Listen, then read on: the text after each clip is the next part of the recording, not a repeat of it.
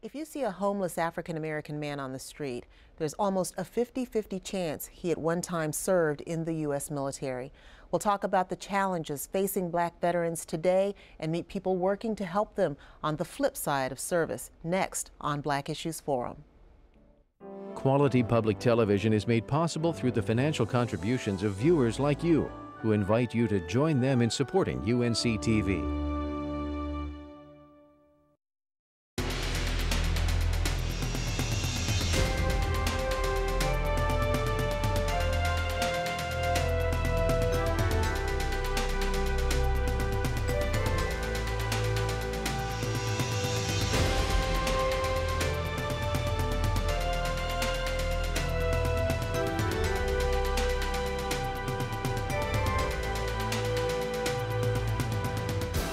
Hello and welcome to Black Issues Forum. I'm Debra Holt-Noel. The 11th of November is set aside to honor American veterans of all wars. It's a national holiday rooted in an event that marked the end of World War I, an armistice or ceasefire between the Allied nations and Army that took place on the 11th hour of the 11th day of the 11th month in 1919. It was at that time that President Woodrow Wilson proclaimed, "To us in America, the reflections of Armistice Day will be filled with solemn pride in the heroism of those who died in the country's service and with gratitude for the victory, both because of the thing from which it has freed us and because of the opportunity it has given America to show her sympathy with peace and justice in the councils of the nations." This is the great honor that our nation's leaders bestowed upon men and women who served during war times, yet on any given night, as many as 107,000 veterans sleep in the streets, homeless, according to the Veterans Administration. And the VA reports that more than half of those are African Americans.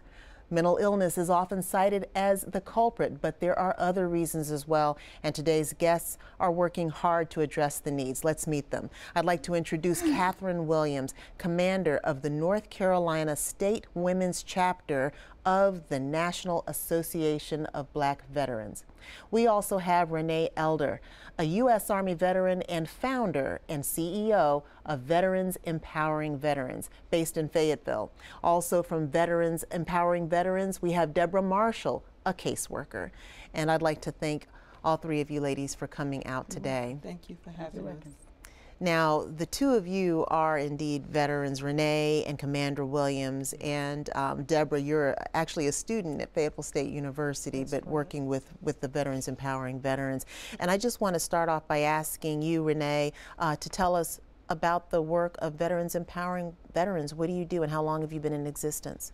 Well, Veterans Empowering Veterans is a 501c3 nonprofit organization that help homeless veterans and displaced, disenfranchised veterans back on their feet, back into society, basically. We give them job training, we give them food, clothing, education, we do VSO benefits, claims. There's so many things that we do to meet their basic needs.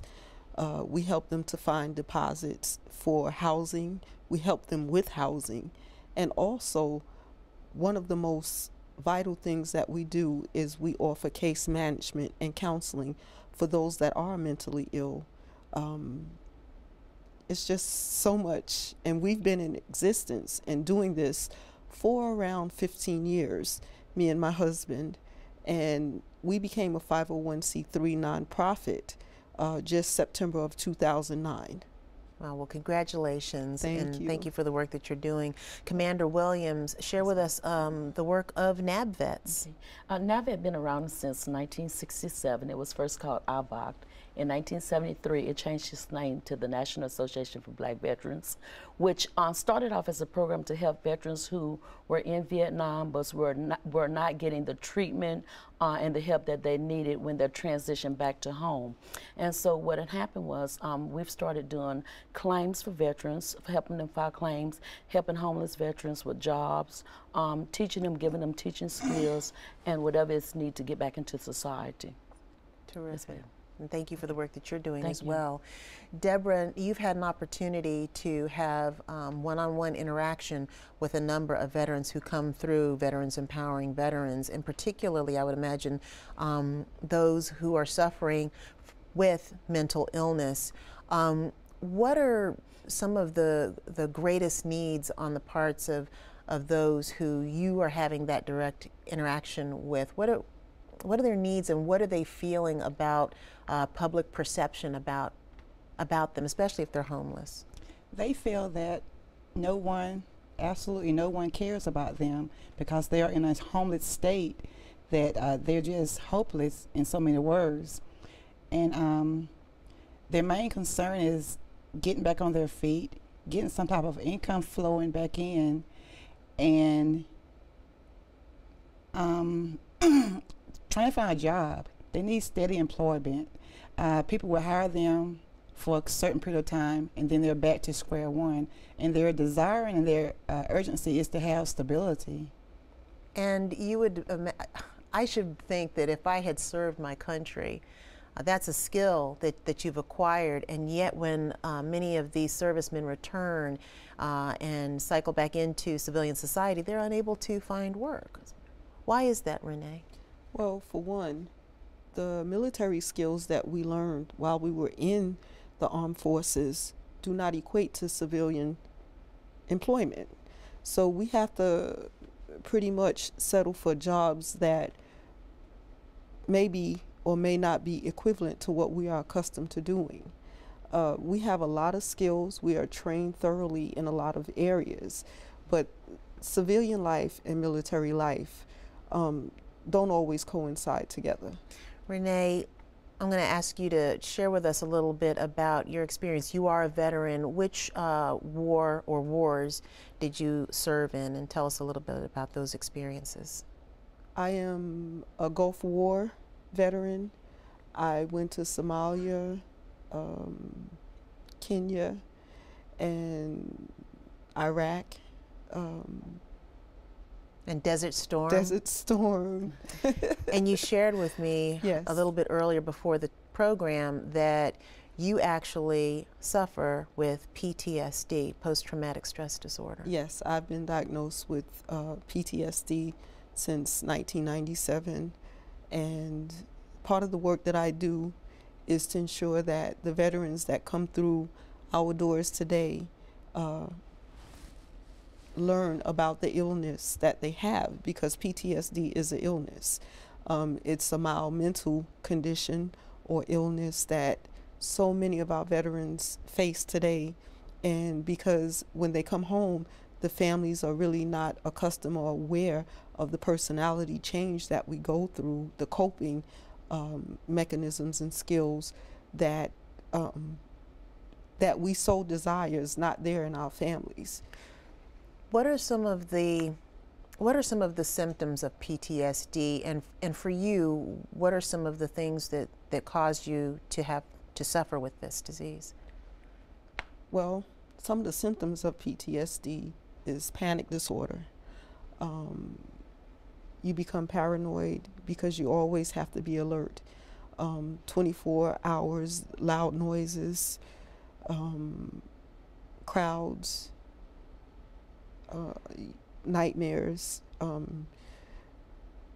nervousness.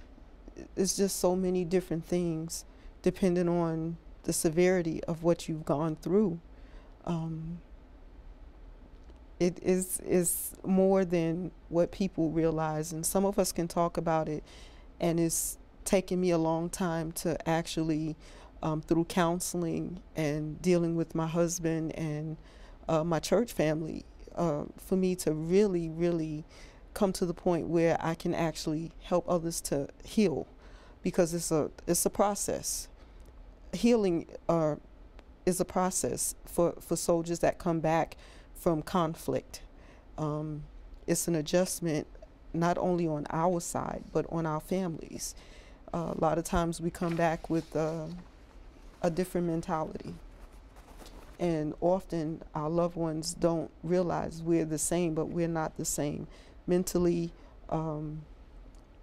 we have a lot of things that we're trying to get readjusted to? Well, it's generally understood that a lot of Americans have suffered with or suffer with PTSD. And Commander Williams, I'd like to get you in here because how has this disease affected anyone in your life? My sons have told me I changed, I'm not the same. One of the things with it's like Renee said, and a lot of times we're in denial about having these illnesses.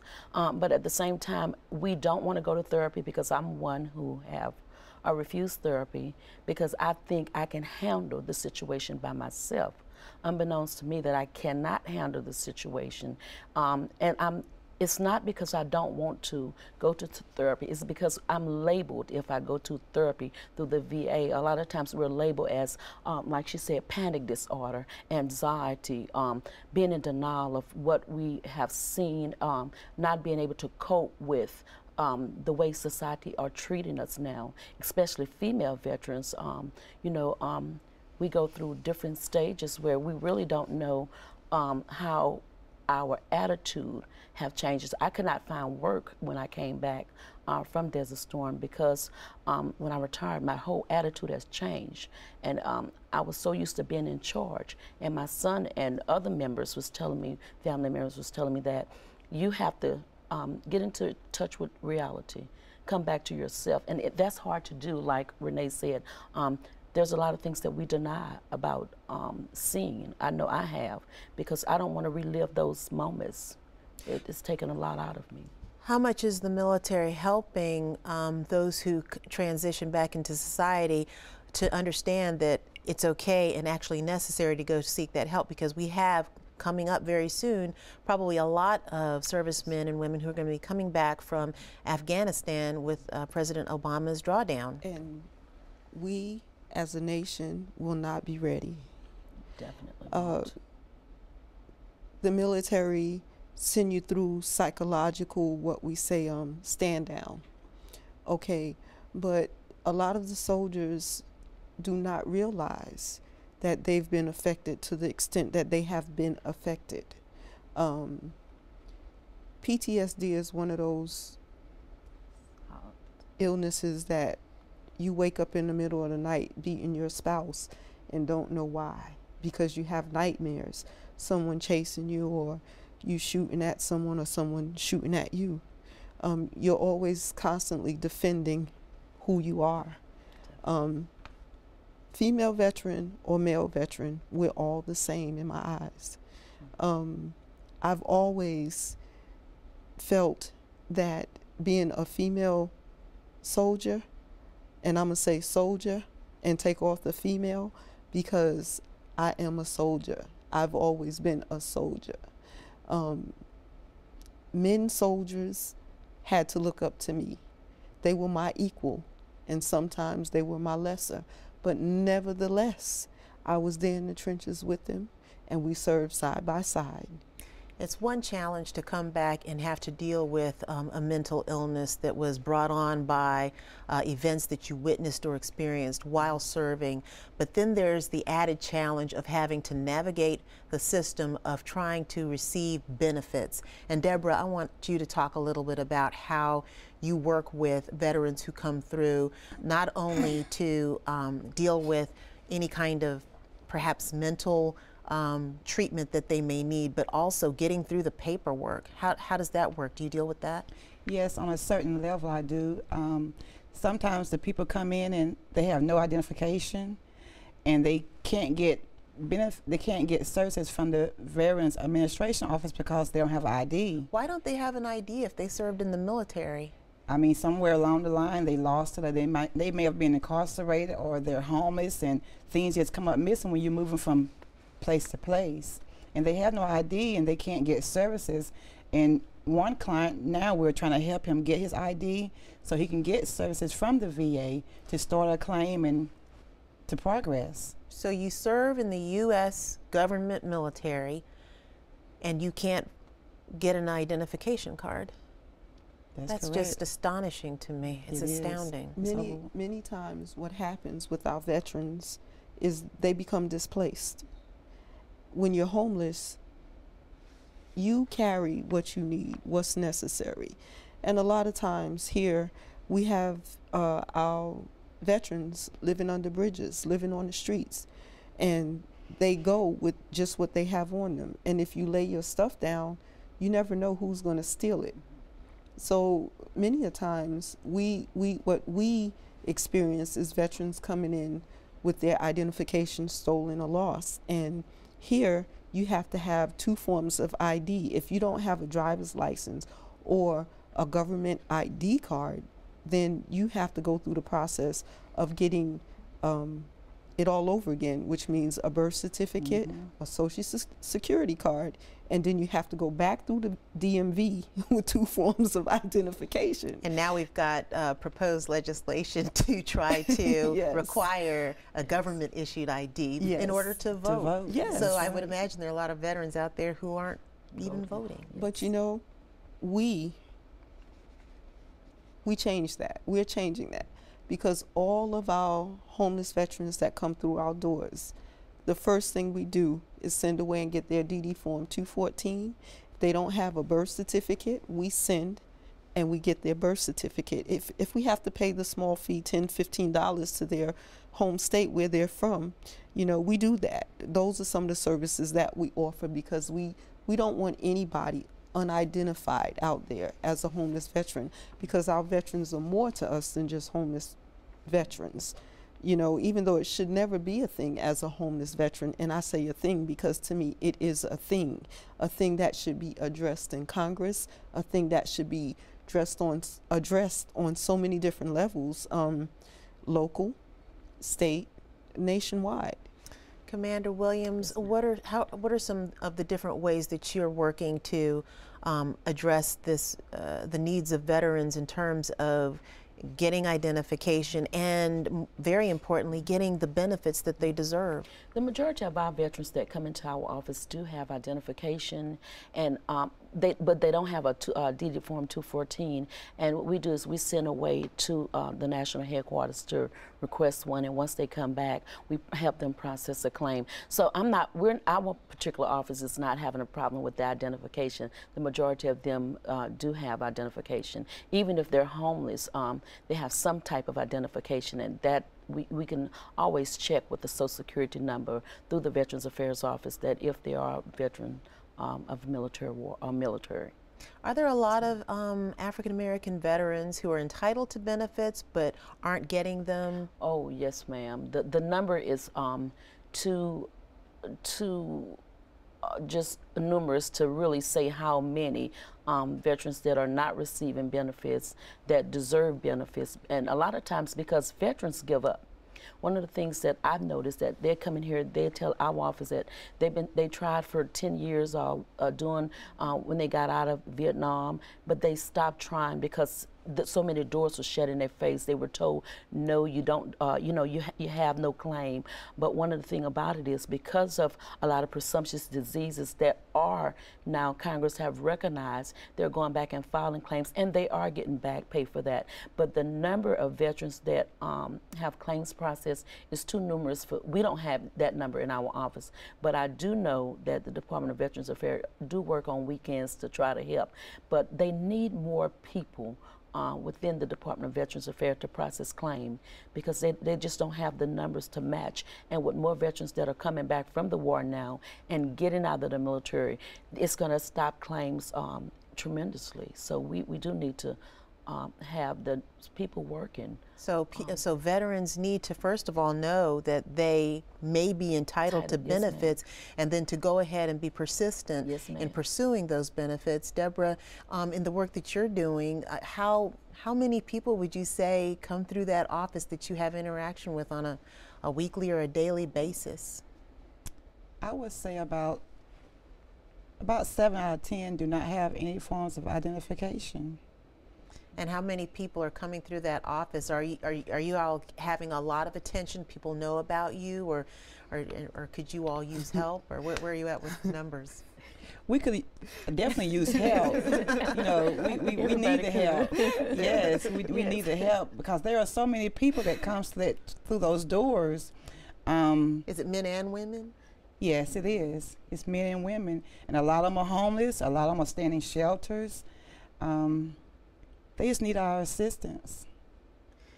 Renee, let me ask you about a particular case that you're working on right now, a case of need. You're actually trying to raise some funds for a homeless veteran who suffered a tragedy. Share with us your work toward that, and what's the progress so far? Yes, we are raising funds for one of our veterans who tragically got struck and killed last Thursday night while coming home from school. And that was October. Yes.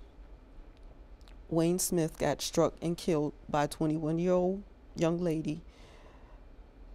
We had just gotten him back into school as a CNA 1 and 2. He was previously working at LabCorp, and he just fell on hard times.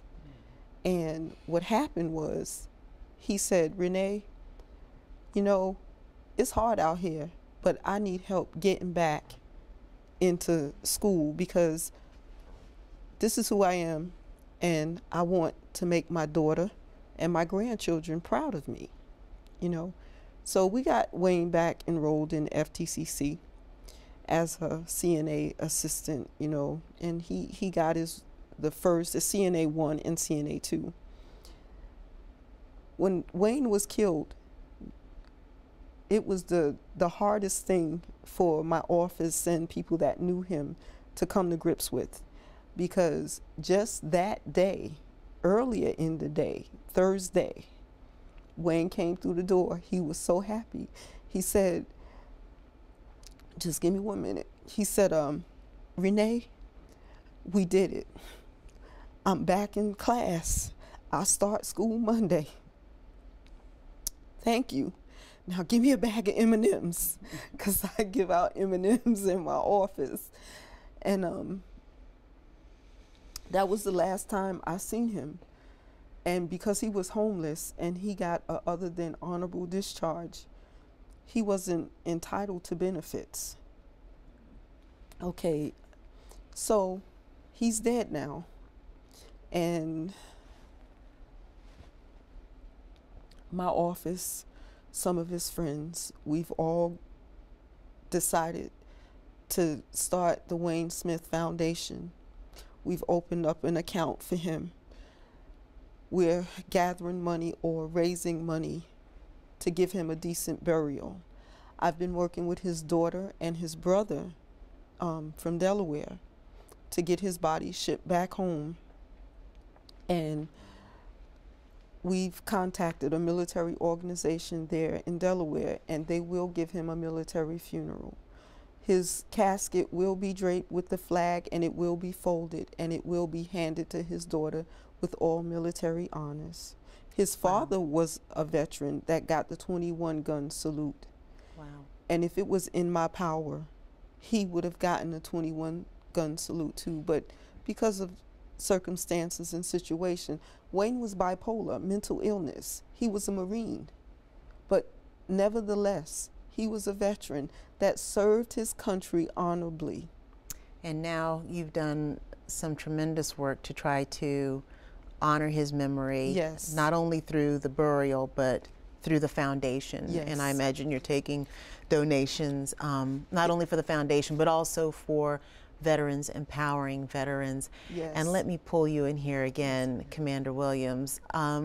If there's any message that you'd like to send, not only to veterans out there, but the family members of veterans, because when and if they suffer from something like a PTSD, it impacts the family as well. And perhaps families can have some role in helping these veterans and give an appeal to them. I would just ask family members and the community to have patience with us and give us a chance, a job opportunity. When you see a homeless person, don't just assume that they're lazy. Assume that perhaps that is a veteran who have fallen on hard times, who just need a helping hand. They serve their country, they deserve it. I ask family members, I appeal to family members to just say, seek the help through counseling, through different organizations. There are a lot of organizations out here who are willing to help veterans and family members. Seek the help. Don't be in denial like many of us are. Just go for the help that is available, and to continue to pray about the situation that you're in, because prayer have kept me and carried me a mighty long way. So I would just encourage people to pray about what you're going through, to know that in the end, that God will be glorified, regardless of what we're faced with. The struggle is soon over. We can win the case against PTSD and mental illnesses. Just keep going. Receive the necessary help. Don't turn your back on a veteran because a veteran is homeless. Don't criticize, don't judge us and think that a veteran is lazy, because most of us want to work. Most of us are willing to. It's just that the doors are not opening. And you have issued a prayer as a minister would, and I want our audience to know that we have three ministers on our set this afternoon. Thank you so much for coming out and sharing your personal stories and for the work that you do, Commander Williams, Renee Elder, and Debra Marshall. Thank you. For more information or to get in touch with today's guests, visit us online at unctv.org/BIF. You'll find links to email us your comments and join us as fans of BIF on Facebook, or you can call us on the BIF line at 919-549-7167. Be sure to meet us right back here each Sunday afternoon at 4:30. For Black Issues Forum, I'm Debra Holt-Noel. Thank you for spending your time with us.